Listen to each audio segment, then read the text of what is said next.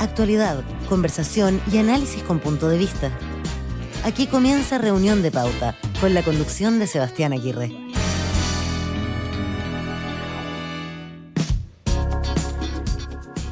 Seguimos adelante con Reunión de Pauta aquí en la 100.5. Gracias por sumarse a nuestra sintonía a esta hora, los que están llegando a nuestra sintonía para acompañarnos en nuestra próxima hora de conversación, de análisis junto a nuestros panelistas el día de hoy en la 100.5. Si estás en Santiago, 99.1, en Antofagasta, 96.7 para los que nos escuchan en Valparaíso y también en Temuco y en pauta.cl, por supuesto. Ahí nos pueden ver también en nuestra edición de Reunión de Pauta, que comienza a partir de ahora junto a nuestros panelistas de cada lunes. Están con nosotros Jimena Clark, economista y exdirectora del Instituto Nacional de Estadísticas, INE. ¿Cómo estás, Jimena? ¿Qué tal? Hola, muy bien, gracias. Gracias por acompañarnos. También está con nosotros Juan Carlos Eijols, abogado, socio fundador de CLA Consulting y profesor de la Escuela de Negocios de la Universidad Adolfo Ibáñez. Bienvenido, Juan Carlos.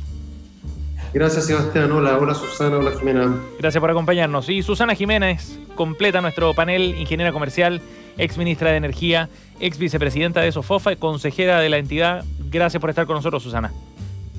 Hola, muy contenta de verlo siempre. Bueno, vamos a estar comentando varios temas de la carrera presidencial. Pondremos el foco en particular hoy día en el rol que está jugando Franco Parisi, que ayer tuvo un encuentro telemático, por cierto, a través de su plataforma digital con José Antonio Kast, y ha estado en el centro del debate con hartos cuestionamientos sobre la decisión de ir o no a este programa. Ya vamos a estar hablando de eso porque es nuestro tema de fondo para el día de hoy, pero queremos partir con nuestra pregunta que va al hueso con un tema súper específico, más relacionado a lo que ha ocurrido en el día de hoy, donde han surgido propuestas para extender el IFE del ingreso familiar de emergencia, el IFE universal, hasta el mes de marzo. Es una propuesta que surge de parlamentarios de oposición. Algunos oficialistas, en todo caso, se abren a esa posibilidad. El ministro Belolio, en todo caso, descartó de plano esa posibilidad. Dijo que el foco ahora está puesto en los subsidios a la contratación, subsidios laborales. Y a partir de eso queríamos indagar en los efectos electorales que esto puede tener también, pensando en la segunda vuelta, en el balotaje del próximo 19 de diciembre. Jimena, ¿tú crees que esto puede tener un efecto concreto, la decisión de no extender el IFE universal, que es un apoyo súper importante? Mira, yo creo que puede tener un efecto, pero de alguna manera,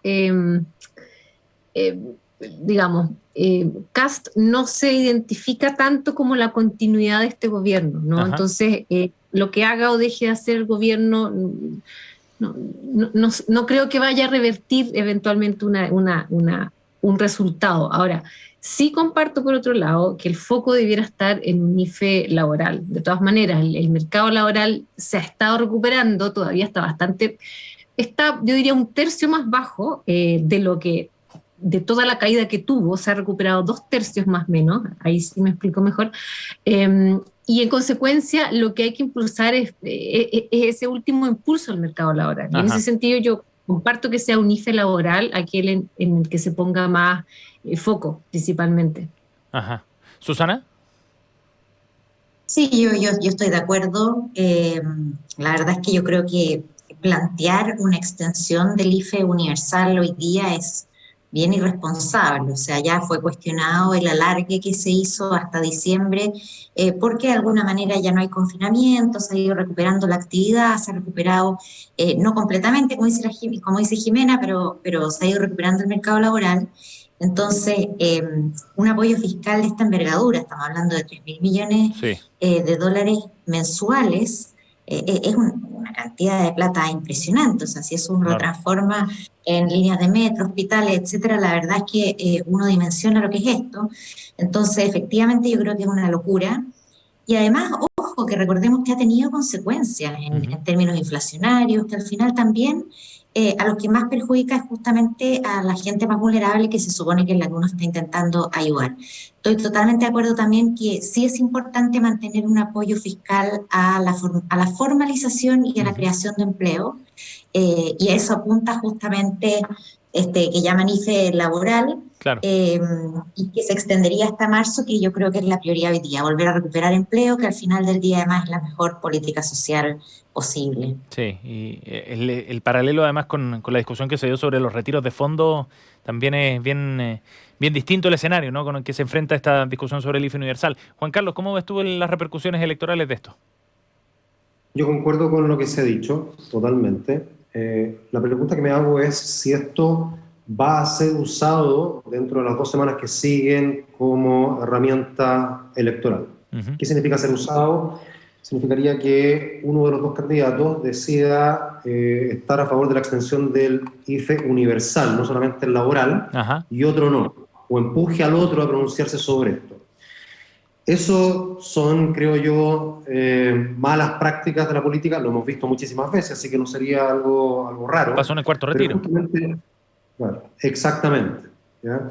Entonces, justamente por el rechazo del cuarto retiro, probablemente en la ciudadanía hay una cierta propensión a estar a favor de la continuación del IFE universal. Si un candidato se manifiesta a favor de eso y el otro no, claramente el que no lo haga va a quedar en una posición desmedrada, pero es lo que seriamente corresponde hacer.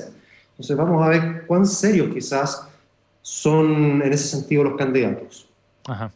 Estará bueno esta definición, si es que sobre todo va tomando forma la idea de extender el IFE universal y se plantea ya de manera concreta ahí en el Congreso, en momentos donde además, ojo, ya hay proyectos para ir por un quinto retiro, ¿no? Si hablábamos de esa iniciativa y el efecto electoral también que había tenido esa propuesta. Bueno, vamos a hablar ahora de lo que está ocurriendo en la carrera presidencial, pensando en el balotaje, junto a nuestros panelistas. Estamos aquí en la 100.5 con Juan Carlos Aijol, Susana Jiménez y Jimena Clark para abordar este rol que está jugando Franco Parisi, pensando en esa segunda vuelta. Ayer, a eso de las 9 de la noche, un poquito más tarde, comenzó el programa de Franco Parisi, que es la misma plataforma que ha venido desarrollando desde hace largo tiempo, incluso antes de que cobrara notoriedad pública nuevamente como candidato presidencial. Es el programa que tiene junto a otro grupo que se autodenominan los Bad Boys, en un segmento que se transmite a través del YouTube del canal de YouTube del Partido de la Gente, y donde estaba invitado, como ya se sabía, José Antonio Kast. Esto comenzó como una instancia de conversación, de agenda abierta. Por supuesto que Kast fue a buscar a los electores del Partido de la Gente y hacia allá enfocaba varios de los mensajes que desarrolló durante el programa y donde se abordaron varias materias: el rol del Estado en las políticas públicas, migración, temas de pensión alimenticia, donde, recordemos, Franco Parisi tiene un fallo judicial en su contra que lo obliga al pago. Ha sido uno de los temas que también marcó la campaña. Pero esto excede a esa conversación en particular. Lo que queremos analizar es finalmente si es que a los candidatos les conviene ir o no a esta plataforma, por qué lo están haciendo. Gabriel Boric ha dicho que está en duda su participación y al final hay cuestionamientos también respecto a la necesidad de validar o no a Franco Parisi como un interlocutor político importante, ¿no?, con un liderazgo relevante. Esos son los temas que vamos a abordar junto a nuestros panelistas. Juan Carlos, ¿cómo ves tú a ver, llamémoslo como una suerte de procesión, quizás, ¿no?, de ir a buscar a Franco Parisi, exponerse en su plataforma digital? ¿Ganan algo los candidatos efectivamente con esto? A ver, si tú me preguntas de guata, me carga, así de guata. Pero también hay que meterle un poco cabeza a esto. Ajá. Y hay que separar en ese sentido lo que es Parisi de lo que es la gente que votó por Parisi, casi 1 millón de personas, que es un número significativo, muy significativo. Entonces, yo trataría de hacer esa separación, porque mucha de esa, lo digo así de repente, repulsión en el discurso de Parisi tiene que ver más con Parisi que con la gente que vota por Parisi. Ahora, ¿qué es lo que ocurre? La pregunta es, ¿dónde tienes espacio para poder llegar a esa gente? Discutir, presentar tus ideas. Bueno, y este es un espacio, pareciera ser, no despreciable. Entiendo que ayer se conectaron 130.000 personas. Un número gigantesco. Harto. Falta además de debates. Estamos faltos de debate. Ayer debería haber habido un debate, ¿no es cierto?, entre los candidatos por televisión. No tuvo lugar. Solamente vamos a tener uno por televisión el próximo lunes y entiendo que el viernes uno por radio. Por radio, en Archi. Sí. Entonces, no es que haya demasiado espacio donde los candidatos puedan conectarse con audiencias más masivas. Desde ahí, entonces, me parece que es demasiado pedir a un candidato a la presidencia que se abstenga de ir a una conversación con un electorado importante y un electorado que en general no está en los lugares, en los espacios más frecuentes, en los espacios más típicos donde uno puede tener acceso a gente. Ajá. Es difícil incluso entender quiénes son los votantes de París. Ha habido mucho intento por hacerlo, quizás, ¿no es cierto?, lo que más se dice, bueno, esta es una suerte de, en general, es imposible colocarlos a todos en el mismo espacio, pero en general una representación de esa clase media emergente que surge un poco por sí sola, que tiene que ver con la micro y la mediana empresa, que cree en las reglas del mercado, porque también es hija del mercado, que cree también o busca menos impuestos, menos burocracia estatal. Es decir, todo ese lado que París representa por una parte, y después todo el otro pedazo que es esa posición bien antipolítica y anti-elite. Es decir, no queremos más de lo mismo en términos de quienes dirigen el país. Queremos algo diferente y por lo mismo no estamos dispuestos a escuchar a los candidatos tradicionales que vienen de los partidos tradicionales, etc. Entonces, desde ese punto de vista, en lo que se logra más o menos entender que es ese electorado que votó por Parisi, es un electorado al que no es fácil de acceder. Uh-huh. Y si este espacio lo permite, bienvenido. Ahora, ¿cómo separar eso de lo que es lo que tú bien señalaste, Sebastián, como la procesión hacia Parisi, el ensalzamiento de Parisi? Ahí está un poco el arte, creo yo. Ajá. Kast me parece que al menos tuvo la valentía, siendo invitado por Parisi a ese espacio, de cuestionar un aspecto personal de él que tiene que ver con el pago de su pensión alimenticia. Sí. No es fácil, pero bueno, ahí está el desafío. Sí. Susana, ¿qué te parece esta decisión de los candidatos? Bueno, veremos lo que hace Boric de ir a este espacio. Bueno, es que yo creo que es bien distinto haber opinado ayer que opinar hoy, porque yo fui uno de los auditores. Yo me conecté y escuché las 2 horas de la conversación. Ajá. Ya ayer yo encontraba que todas estas columnas que se escribieron de la procesión y qué sé yo, eran bien absurdas, porque la verdad es que les guste o no nos guste Parisi, fue un fenómeno que logró movilizar casi 1 millón de votantes a través de redes sociales, y por lo tanto se constituye como un buen canal de darse a conocer y de que a uno también de primera fuente conozcan sus ideas, sus propuestas. Por lo tanto, yo ex ante te hubiera dicho, me parece que es de toda lógica asistir. Yo no conozco ningún otro caso en que se cuestione al entrevistador, o en este caso, en otros casos al periodista o la línea editorial. Pero es que ese es el punto, ¿no? Quizás que el hecho de que no sea un comunicador, por ejemplo, te enfrenta a un escenario mucho más incierto, ¿no? Franco Parisi puede hacer literalmente lo que quiera en su canal de YouTube. Absolutamente. Y efectivamente es un riesgo. Pero por eso te digo, otra cosa además es el día después. Te digo, yo vi el debate. Ajá. Y hoy día habrán visto los memes que circulan, que no quiero ser ofensiva, Sebastián, pero la verdad es que la contraposición que se ha hecho entre los debates, que son una verdadera inquisición, en que tratan de ir siempre a los mismos puntos, donde no permiten que los candidatos de la tendencia que sean se explayen, versus esto, que fue una conversación que pasaron por todos los temas, desde los recursos hídricos, las inversiones necesarias, cómo se veía Chile afuera. O sea, yo la verdad creo que fue muy productiva esa conversación, y yo esperaría que también el candidato Boric asista, porque es la mejor forma de tener una línea directa de diálogo, de interpretar las propuestas que cada uno trae para el país. Así que yo tanto ex ante te habría dicho, es arriesgado, pero vale la pena, y ex post no me cabe ninguna duda que fue acertado haber asistido a este programa. Bueno, José Antonio Kast no tuvo ningún momento muy incómodo en el espacio, ¿no? No hubo ningún tampoco tropiezo. Me pareció que buscaran incomodarlo, y no esperaría que buscaran incomodar a Boric tampoco. Y esa fue la gran virtud, que fuera un diálogo y no un tratar de pillar dónde te equivocas en el número, o dónde te hago sentir incómodo por algo que dijiste alguna vez. No, fue un diálogo mucho más honesto en ese sentido. Sí. Jimena. Yo también fui parte de los auditores, la mitad solamente, porque después me cambié de programa.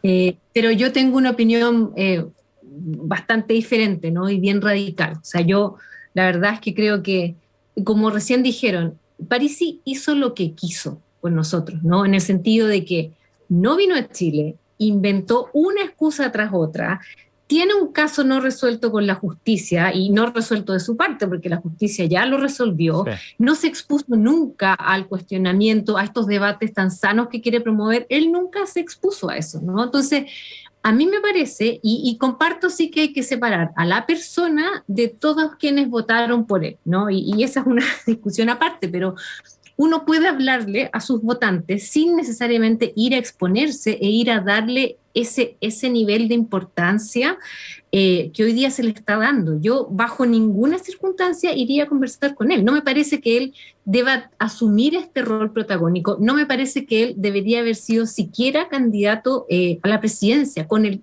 caso judicial que tiene. Entonces, yo de alguna manera siento que aquí se han ido relajando algunos parámetros. Él puede ser muy inteligente eventualmente en algunas materias, ¿no? Pero no basta con eso para ser candidato y para ser este actor tan relevante o con la relevancia que se le quiere dar. Jimena, Entonces, o sea, en ese sentido, sí. perdona, pero ¿tú crees que con la presencia de Kast y eventualmente si es que Boric llegara a ir, ¿tú crees que se está validando como interlocutor político su liderazgo de alguna manera?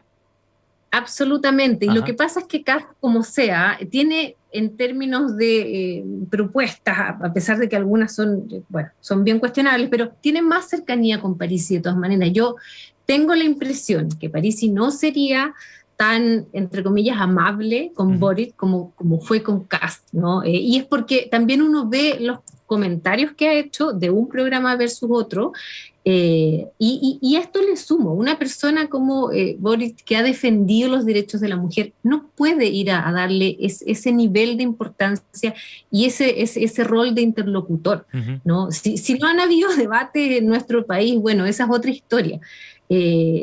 Ya hay dos definidos, por ahí se pueden crear más, pero yo no iría bajo ninguna circunstancia. Ajá. ¿Qué dicen sobre ese punto de la validación de Franco Parisi y de su liderazgo, Susana, Juan Carlos?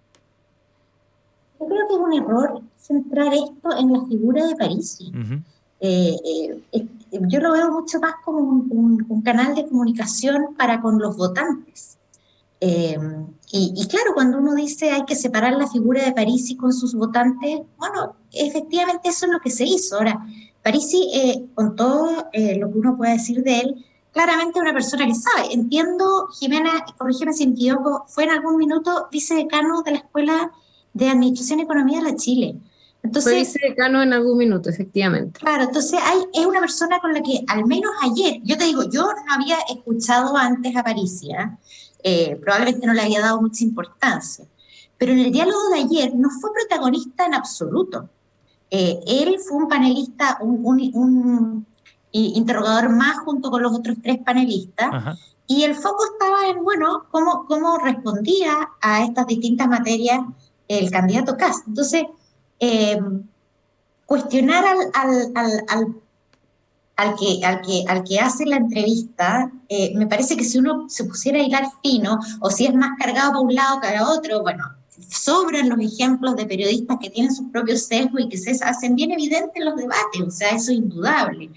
Ahora, pero yo entiendo que lo que se cuestiona, ¿sí? Disculpa Susana, pero lo que se cuestiona de Parisi no es el punto de vista que tenga, ¿no? Sino, o los sesgos que tenga, ¿no? Sino otros aspectos, digamos, a su figuración pública, a la forma en la que hizo campaña, al no pago de la pensión alimenticia. Es que de nuevo, el tema no giraba en torno al candidato Parisi. Acá es, Parisi representa un sector importante de la población que fue a votar. Y cómo encuentro yo una línea de comunicación y contacto con esas personas que válidamente se interesaron en este debate. Por algo tuvo un récord de rating el programa de ayer. Cuando yo hablo del sesgo me refería al comentario de Jimena, que dice, bueno, no sé si a Boric lo va a tratar igual ayer. Yo no sé si Boric tiene que ir, ojalá vaya, porque creo que mientras más instancias de dar a conocer propuestas y programas, mejor. Bien. Ahora, yo entiendo que hay un riesgo, pero yo te digo, ayer te hubiese dicho exactamente lo mismo. Yo creo que vale el riesgo si es que es una forma de comunicarse con la gente. Juan Carlos. Vuelvo un poco a lo que dije antes, aquí tomando en cuenta lo que está poniendo la Jimena y Susana. Es un tema complejo, no es en blanco y negro. El mundo ideal sería, yo voy a poder tener un canal de comunicación con la gente que votó por Parisi sin al mismo tiempo engrandecer la figura de Parisi. Y creo que combinar las dos cosas parece muy difícil, porque claro, está bien, yo entiendo lo que pone Susana de que Parisi ayer estuvo, yo no lo vi, en una posición más secundaria quizás y todo eso, pero es innegable que al final del día el espacio es lo que es gracias a Parisi. Y por otro lado, bueno, ¿cómo te niegas a conectarte con gente, tanta gente, que más allá de la figura Parisi tiene, ¿no es cierto?, derecho a poder conocer las propuestas de los candidatos en espacios que son distintos a los tradicionales? Y es bueno que haya, ojalá hubiese mucho más de estos espacios de conversación diferentes al formato tradicional que han puesto los medios, que cumple su rol, no quiero decir que no, pero hay otras formas también de poder conocer a los candidatos. La trampa está tendida ahí, es imposible salirse de ella y, bueno, son decisiones políticas y estratégicas. Ahora, también hay una pregunta que tiene que ver con la efectividad de la estrategia de ir a buscar el voto del partido de la gente, ¿no? Porque cuesta definir ese perfil todavía, no está tan claro. De hecho, uno de los compañeros de equipo, digamos, de Franco Parisi ayer en la transmisión, en algún momento decía, nos llega mucho mensaje de gente que no va a ir a votar o va a ir a anular, porque no se siente identificado ni con Kast ni con Boric.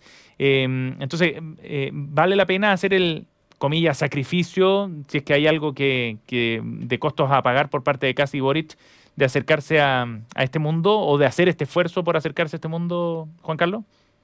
Pero ahí es bien interesante lo que estás poniendo, porque en el caso del votante de Parisi, efectivamente, no se sabe exactamente quién es. Yo elaboré algo ahí que es más o menos lo que uno puede pensar que caracteriza al votante de Parisi, pero realmente no se sabe. Hoy día todavía no tenemos los datos para poder estudiar eso.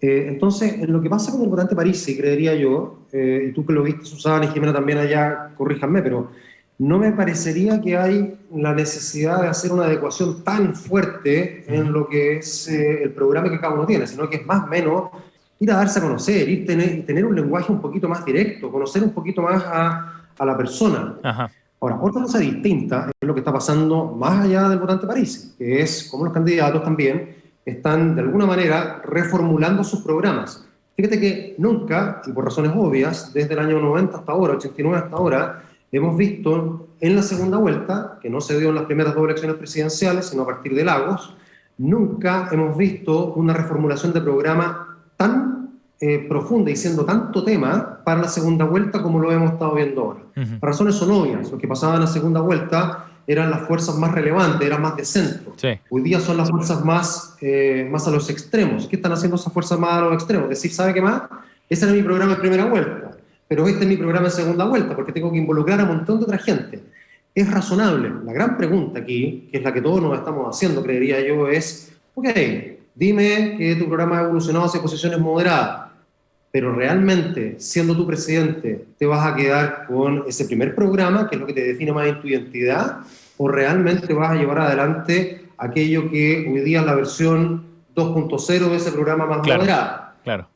En ese sentido, Jimena, es interesante abordar esos cambios que empiezan a mostrar, o esa moderación, digamos, ese giro hacia el centro que han mostrado al menos en el discurso ambos candidatos. Mañana José Antonio Kast entrega su programa nuevo, entiendo que a las 8:30 de la mañana, 8:35, y Gabriel Boric dijo que no tenía, o al menos eso dijo Izquierda Siches hoy día, su jefa de campaña, dijo que no había programa nuevo, pero que habían cambios, sí, importantes.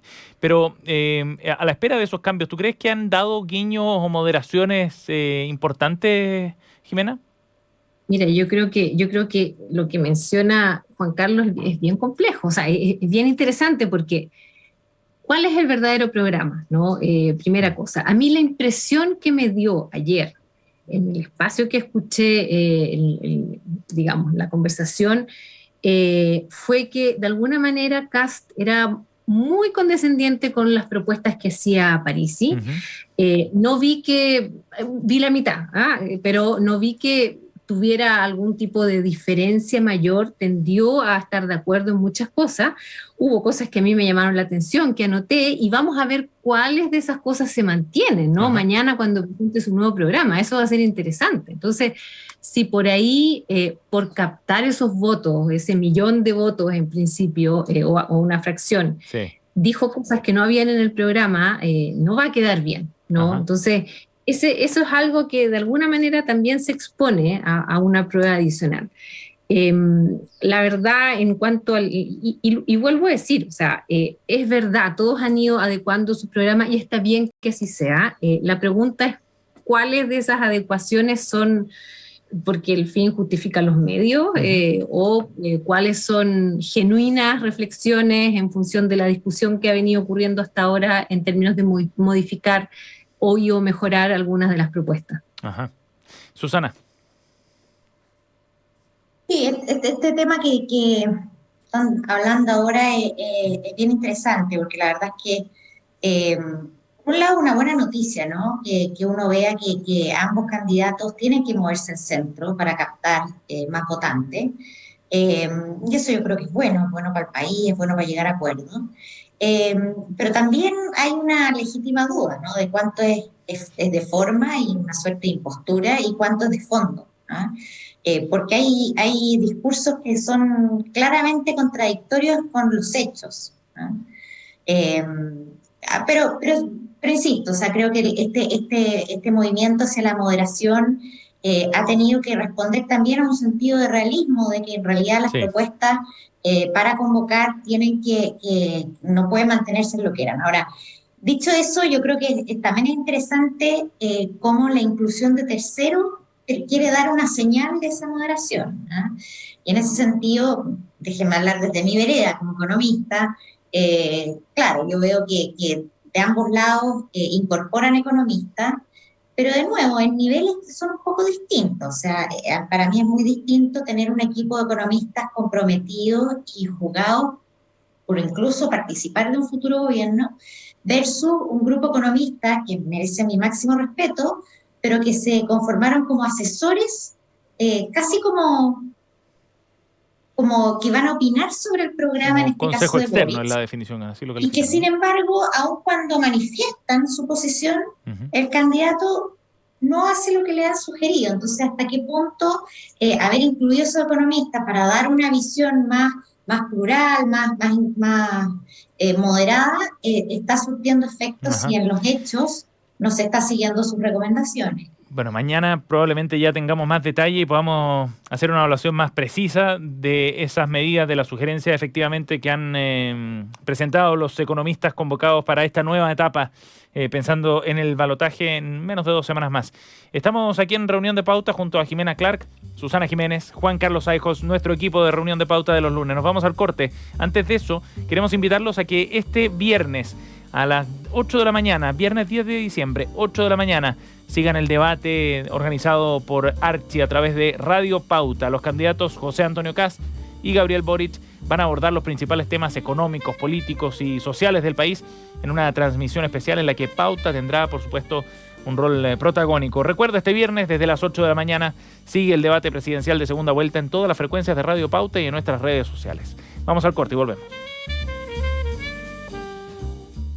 En Maternidad de Clínica Red Salud Santiago estamos comprometidos desde el día 1. Desde el comienzo, parto contigo. Descubre más sobre nuestra área de maternidad en Clínica Red Salud Santiago. Clínica Red Salud, mejor salud para Chile. En Principal, sabemos que al invertir buscas diversificar tu portafolio con la mejor selección de fondos internacionales, aprovechando importantes beneficios tributarios. Por eso te invitamos a invertir tu APB en el extranjero a través de nuestra plataforma guiada de inversiones. Descubre todos sus beneficios en Principal.cl. Principal, experto global en inversiones. La rentabilidad es fluctuante, por lo que nada garantiza que las rentabilidades pasadas se mantengan en el futuro. Tú sabes que hay muchos ingenieros especialistas, ¿verdad? Ingenieros industriales, ambientales, comerciales, informáticos, agrónomos. Y sabes que hay muchos bancos, pero hay bancos y bancos. Banco Internacional es un banco especialista, con soluciones precisas y a la medida. Porque si de tu empresa se trata, es tu mejor elección. Banco Internacional, expertos en banca empresa. Contáctanos en bancointernacional.cl o al 600-363-5000. Infórmese sobre la garantía estatal de los depósitos en su banco en www.cmfchile.cl. En una nueva edición de los seminarios Hablemos en Pauta, Movistar y Pauta te invitan al encuentro Conectividad Digital de la A a la Z, en el que participarán la presidenta de la Comisión de Telecomunicaciones del Senado, Jimena Órdenes, el presidente ejecutivo de Chile Telcos, Alfie Ulloa, la secretaria general de la Asociación Interamericana de Empresas de Telecomunicaciones, Mariliana Méndez, y el presidente de la Cámara Chilena de Infraestructura Digital, Rodrigo Ramírez. Sigue este encuentro el martes 7 de diciembre, a partir de las 9 de la mañana, a través de nuestro streaming en www.pauta.cl. Pauta, hablemos de verdad. Todas las tardes, de lunes a viernes a las 8 p.m., Christian Warnken nos invita a pasear con él y con sus invitados en su jardín. Media hora de conversaciones y reflexiones. Una invitación a regalarnos una pausa en medio del tráfago de todos los días. No dejes de escuchar los sonidos y palabras de Desde el Jardín en Radio Pauta. Conversa con nosotros en redes sociales. Síguenos en pauta.cl en Facebook e Instagram y pauta_cl en Twitter. Participa, comenta y comparte tu opinión. Pauta, hablemos de verdad. Reunión de Pauta, un espacio para conversar y analizar la actualidad. Pauta, hablemos de verdad. 7:31 de vuelta aquí en Reunión de Pauta con nuestra efeméride del día de hoy para recordar a Roy Orbison. 33 años ya de la muerte de este enorme cantante norteamericano. Muchos lo conocimos, por supuesto, por Pretty Woman, la canción que da título además a la película, protagonizada por Julia Roberts y Richard Gere, pero resulta que ya de mucho antes era una leyenda, cantante, compositor y músico, conocido por su estilo de cantar muy intenso, apasionado, con colaboraciones en sus composiciones bien complejas, con baladas emocionales y oscuras, así lo ha definido la crítica. Rolling Stone lo colocó, de hecho, en el número 13 en su lista de los 100 mejores cantantes de todos los tiempos. Y en 2002, la revista Billboard lo incluyó en el top 74, número 74 más bien, del top 600 de artistas de grabación, ni más ni menos. Recordamos hoy día a Roy Orbison aquí en Reunión de Pauta.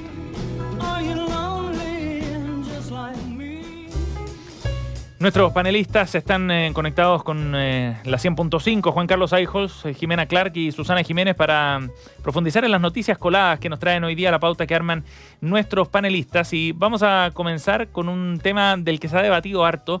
Juan Carlos Eijols nos invita a comentar el listado de las 25 mujeres más influyentes según Financial Times. Este medio británico eligió a las 25 mujeres líderes en distintos ámbitos, y dentro de ellas, y este es el tema que nos interesa por supuesto, a Elisa Loncón, la presidenta de la Convención Constitucional. Juan Carlos. No, en realidad yo quería hablar de Mary Barra, que es la CEO de General Motors. También podríamos, no. Si hay algo que valga la pena destacar. No, pero lo de Loncón generó... Podríamos hablar de ello, porque realmente es muy notable lo que ha hecho en la transformación de General Motors. Pero no, efectivamente quería hablar de Elisa Loncón. No es menor, primera cosa, estar nombrada dentro de las 25 mujeres más influyentes del mundo. Sí. Y por un prestigioso medio que es el Financial Times. O sea, no es menor. Y un poco mi reflexión va en torno a qué hace que la nombren y cuáles son los desafíos que están de alguna manera simbolizados también en ese nombramiento. Uh-huh. Y aquí cito una frase, ¿cierto?, que tiene la publicación respecto de Elisa Loncón. Ha ejercido este liderazgo, el de la presidencia de la convención, con énfasis en el carácter inclusivo de la instancia y su rol como canalizadora del diálogo social. Ha aportado un liderazgo tranquilo y aterrizado, y en general ha evitado involucrarse en los conflictos polarizadores que la rodean. Sí y no. Y ese es un poquito el matiz que quiero poner, ¿no? Yo creería que Elisa Loncón representa eso y de alguna manera busca eso. Y en otras ocasiones hemos hablado de ella acá y yo he tendido a defenderla, de hecho. Ahora, al mismo tiempo, hay hechos que contradicen un poco esta declaración que hace el Financial Times. Y lo hemos visto acá y lo hemos conversado. Por ejemplo, qué sé yo, en lo último, la negativa a dar audiencia al presidente de la CPC. Cuando se le ha dado audiencia a muchísima gente, porque el presidente de los empresarios se le niega audiencia, lo mismo que en su momento la no condena a la violencia en la Araucanía, o haber estado desde el comienzo en favor del indulto de los presos del estallido, o, no menor, ¿no es cierto?, el rechazo del minuto de silencio que en algún momento se pidió por la muerte del agricultor ahí en Carahue, cosa que sí dio el Congreso. Entonces hay ciertos hechos que hacen pensar que Elisa Loncón, como presidenta de la convención, no ha sido tan inclusiva, no ha buscado estar uniendo, sino que también ha ayudado a cierta polarización. Yo entiendo que el rol es extraordinariamente difícil. Entiendo que cada uno trae su historia aquí, y eso no lo podemos borrar con una pluma. Entiendo además que cada uno representa también a ciertas sensibilidades. En el caso de Elisa Loncón es muy claro esa sensibilidad. Y al mismo tiempo entiendo que el ejercicio de liderazgo precisamente consiste en poder ir más allá de eso, en poder decir cosas que tu propia gente eventualmente no quiere escuchar, en pro de algo que es indispensable en esta convención, que es que finalmente estemos mirando el interés superior del país en algo que es difícil hoy día. Sí. ¿Por qué? Porque estamos en un contexto sumamente polarizado. Elisa Loncón en su momento dijo: yo no estoy a la altura de Mandela. Y claro que es difícil estar a la altura de Mandela, porque Mandela precisamente lo que hizo fue eso, fue ir más allá de lo que su gente le demandaba que fuera. Pero es eso lo que necesitamos. Si no, corremos el riesgo de que cada vez hay más signos de que ese riesgo es bastante serio, de que no solamente Elisa Loncón, sino la convención en su conjunto no llegue a cumplir las expectativas que la gran mayoría de los chilenos tienen sobre ella. Bien. Susana. Pucha, yo soy más crítica de estos nombramientos. La verdad es que, ¿qué es ser influyente? Influencia positiva, negativa, es arrastrar gente detrás de una convicción, de un movimiento, o es, me parece a mí más el caso, que te tocó representar algo en un momento preciso, ¿no?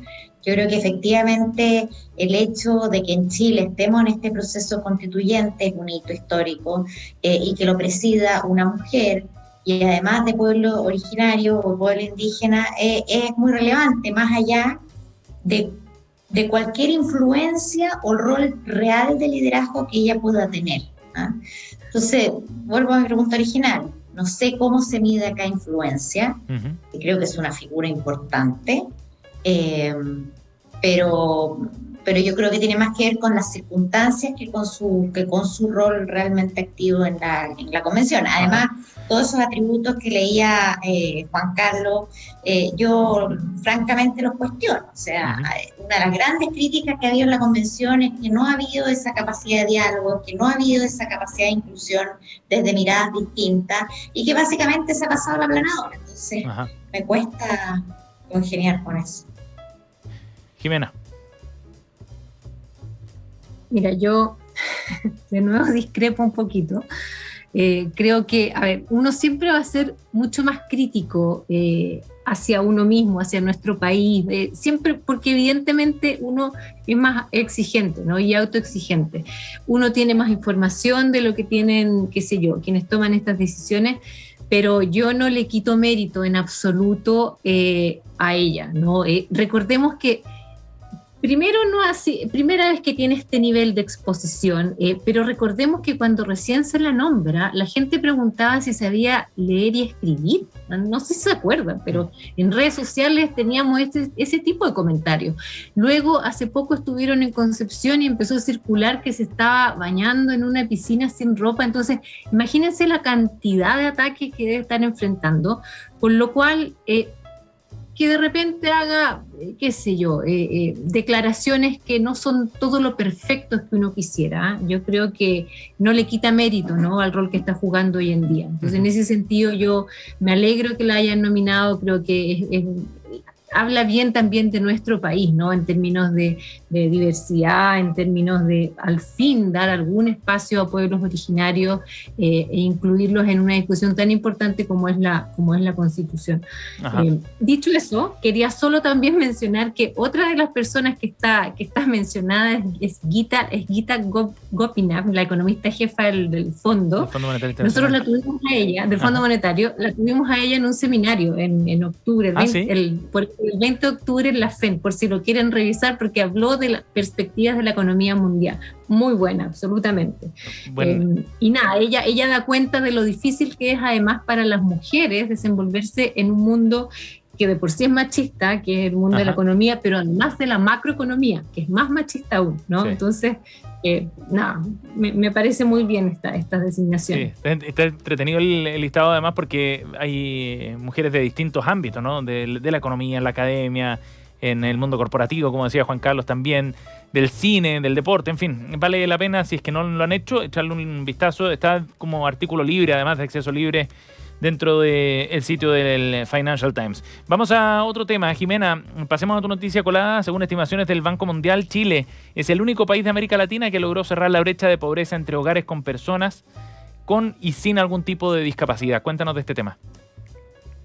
Bueno, mira, primero que nada, yo siempre elijo noticias que me llaman la atención, ¿no? Y a veces me llaman la atención porque siento que por ahí o creo que hay algo que no se está contando o lo que sea. Y en este caso particular me llamó la atención el título, ¿no? Porque da la impresión que las brechas que enfrentan las personas con alguna situación de discapacidad se hubiesen solucionado por el solo hecho de que se reduce esta brecha de pobreza, ¿no? Entonces me fui a buscar el estudio, que no lo pillé, pero encontré de la lectura, descubro que lo que ellos usaron fue la base de datos de la CACEN 2017. Ajá. Y cuando uno se fija en la CACEN 2017 y mira pobreza por ingresos, solo por ingresos, lo que ve es que efectivamente las personas en situación de discapacidad versus las personas sin alguna situación de discapacidad no exhiben grandes diferencias en términos de pobreza por ingresos, ¿no? Sin embargo, cuando uno va y mira la pobreza multidimensional, que es la que, digamos, es un concepto bastante más integral, sí, y que incluye no solamente el ingreso, sino que situación educacional, salud, social, a trabajo, seguridad social, a la vivienda y a redes sociales incluso y cohesión, ahí lo que uno observa es que esta brecha existe y es grande, ¿no? A nivel de pobreza, esta es otra medición, y hay que decir también, el Banco Mundial, para poder hacer mediciones comparables entre países, utiliza la típica medición de X dólares al día, ¿no? Ajá. Puede ser 1, 2, 5, etc. Esta otra es un estudio bastante más en profundidad y mide la pobreza por ingreso y tenemos valores en torno al 8%, pero en multidimensional las personas con situación de discapacidad tienen un casi 25% de pobreza versus un 20% de quienes no tienen alguna situación de discapacidad. Entonces, y luego por supuesto uno puede ir y mirar todos los componentes de las personas que explican esa diferencia en pobreza multidimensional. Claro.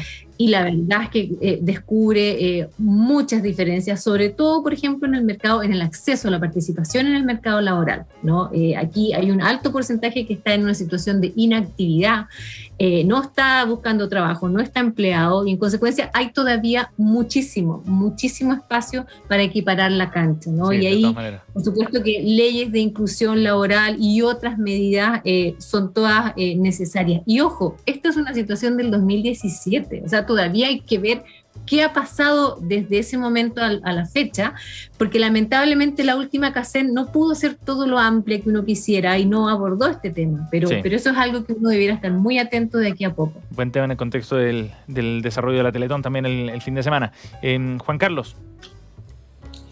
Qué bueno escuchar a Jimena, porque cuando yo leí el artículo como que había cosas que no me calzaban.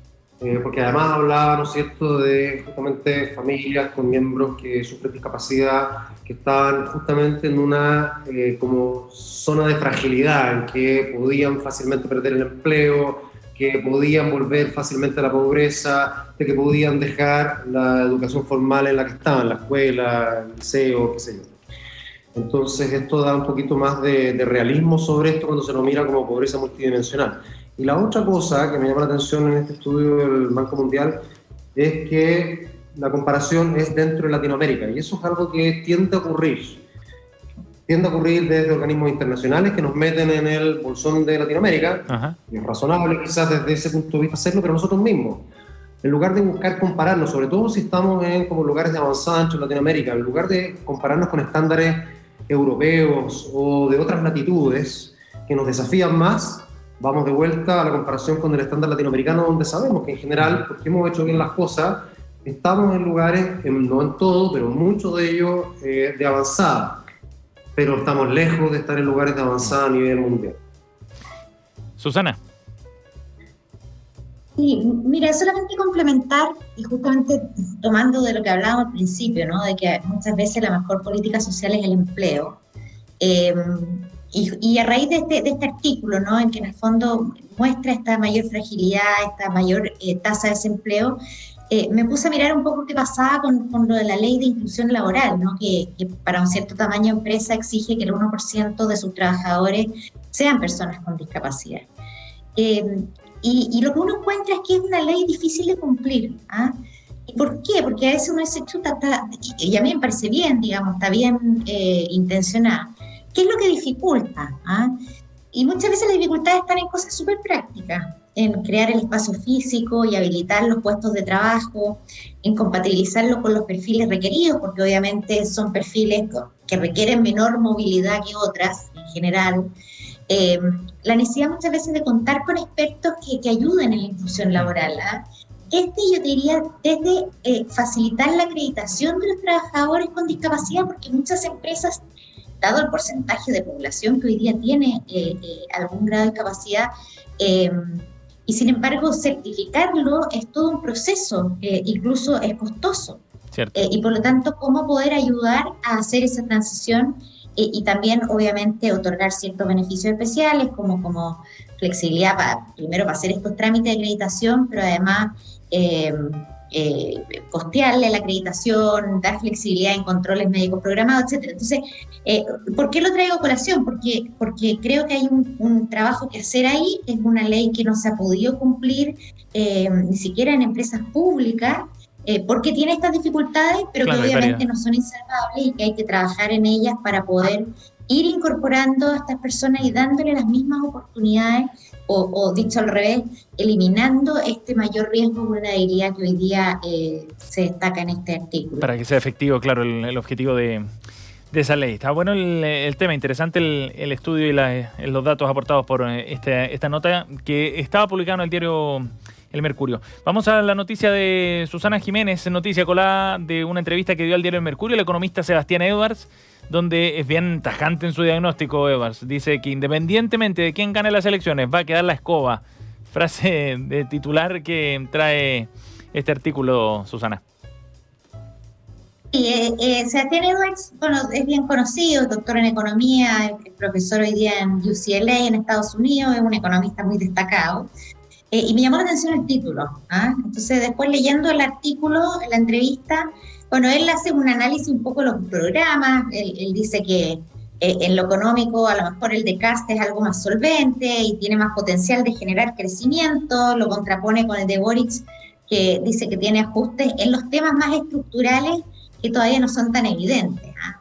Habla de un poco de las empresas públicas, de este Banco de Desarrollo, el tema de revisar los tratados comerciales, etcétera. Pero en realidad, más que su comentario económico, a mí me llamó la atención cuando él identifica riesgos, que es lo que le lleva a hablar de que va a quedar la escoba. Entonces dice, mira, si gana Boric, lo que vamos a observar es una mayor fuga de capitales, un deterioro del mercado financiero, mayores tasas de interés, un dólar más alto, un crédito hipotecario más costoso, etcétera, etcétera. O sea, todos estos efectos económicos derivados de este programa. Es el gran riesgo que ven Boric. ¿Cuál es el gran riesgo que ven Cast para decir que queda la escoba? Es que la violencia se va a acrecentar y porque hay extremistas de izquierda que no van a aceptar el resultado de la elección y por lo tanto le van a hacer de alguna manera difícil gobernar.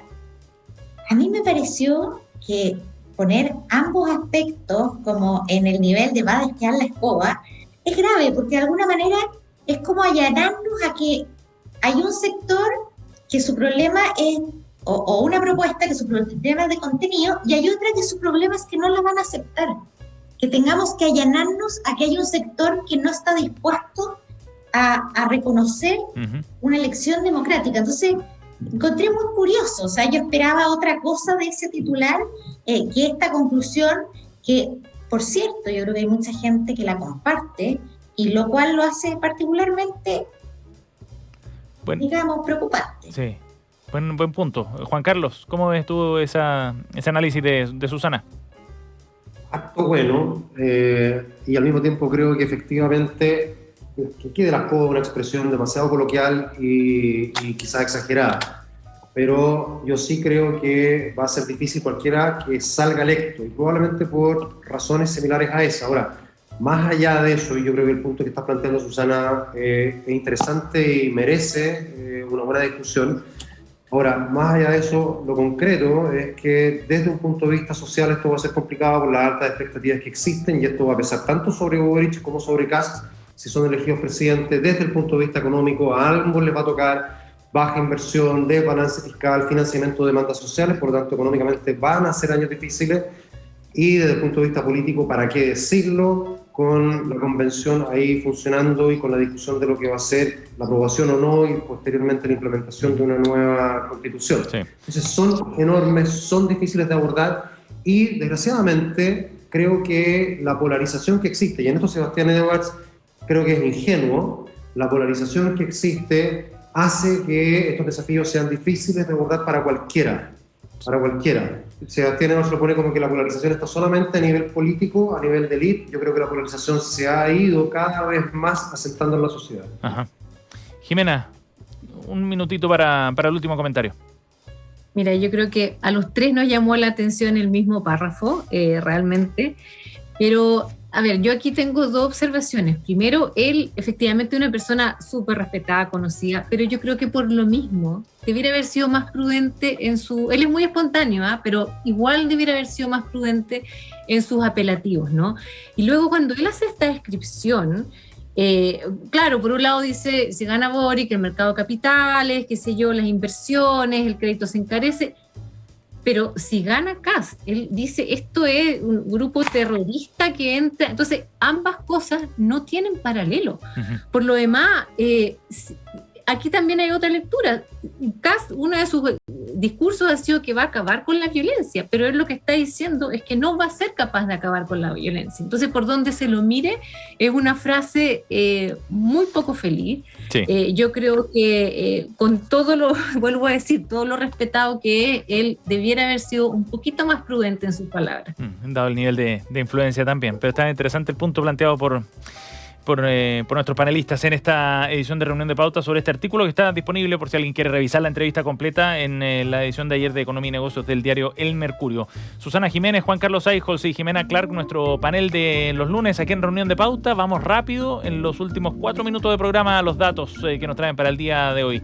Susana, ¿cuál es tu dato para hoy? Oye, ayer tuve la oportunidad de ir especialmente fui al Parque Tricao en Santo Domingo a ver el aviario. Es impresionante, es el segundo aviario más grande del mundo, ocupa un espacio gigante, una malla que va muy por encima de la copa de los árboles, y si uno va en la mañana los pájaros vuelan más, hay 700 aves exóticas al aire libre, uno se queda en silencio y está realmente sumergido en la profundidad de una selva, y pasan volando loros, y es realmente espectacular. Tiene puentes colgantes, tiene esculturas, o sea, bien merece un viaje por el día Santo Domingo. Está abierto todos los días en la época de verano de 9 a 7 de la tarde. Y además, bueno, este parque tiene un jardín botánico, tiene una laguna, tiene muchas actividades, pero el aviario es realmente impresionante, así que muy recomendado. Es maravilloso, realmente, y tiene una muy buena infraestructura el lugar para quedarse no solo en el aviario, sino también en otros puntos cercanos. Muy buena recomendación. Jimena. Oye, yo estuve encerrada en mi casa todo el fin de semana, viendo Casa de Papel. y no me arrepiento, lo devoramos. ¿Sí? ¿Valió la pena? Sí, es muy buena, es muy entretenida. No voy a spoilear absolutamente nada, pero quiero decir una cosa. más allá de la historia, que vuelvo a decir es muy entretenida, aquí hay una especie de mensaje, hay mucho mensaje, la gente lo critica para bien y para mal, al final, pero hay un mensaje que tiene que ver con el estilo de liderazgo, ¿no? Yo creo que mi recomendación es que la gente, cuando lo vea, reflexione en el tipo de liderazgo que ejercía el profesor. Porque eso es válido para todo tipo de situaciones, no solamente para una historia, ¿no?, de Netflix, sino que para la vida diaria, sobre todo quienes dirigen instituciones, y el día de mañana un país incluso, así que muy recomendada. Buena recomendación, está bien. El viernes también alguien más lo habían recomendado ver la serie, Paula Poblete también, así que ya hay doble recomendación para La Casa de Papel, que ha sido un hit en todo caso. Juan Carlos. Yo tengo un dato distinto esta vez, para la gente que le gusta el vino. Creo que al final del día todos tomamos vino, pero Chile tiene una cosa maravillosa, que cada vez tiene una oferta más grande de vino, entonces uno se pierde. Bueno, salió ahora, yo no sabía, la lista de los 100 mejores vinos chilenos del año 2021, que la hace James Suckling, que es una figura a nivel internacional, recomendado más por la revista Forbes y qué sé yo. Entonces, no solamente son los 3 primeros, los 4 primeros, los 100 primeros, por lo tanto hay seguramente bastante variedad de precios. Y sale primero, uno que en lo particular a mí me gusta, probablemente no es esta versión que debe ser especialmente cara, pero es la Viña Santa Emiliana con sus vinos orgánicos, en este caso un ensamblaje de vino orgánico de la Viña Santa Emiliana. No más allá si es ese u otro, creo que es bueno tener un catastro ahí de vinos y esta lista lo ofrece. Buena recomendación, seguro que... ¿Puedo comentar algo? Sí. Yo esa lista se la mandé a un amigo y me responde, hay tanto por conocer. Está bien, ¿no? Como para despertar la curiosidad también, en nuestros auditores sibaritas. Juan Carlos Eijols, Jimena Clark y Susana Jiménez junto a nosotros aquí en Reunión de Pauta. Muchas gracias a los tres. Buena semana. Chao. Chao, que estén muy bien. Gracias. Y gracias a ustedes por sintonizar la 100.5 a esta hora de la tarde. Viene Cristian Barquén desde el Jardín, conversando hoy día con Carolina Sandoval, profesora de lenguaje y cultura indígena en el colegio Quilacawin. En unos minutos va a estar junto a ustedes Cristian Barquén. Gracias por acompañarnos. Hasta mañana.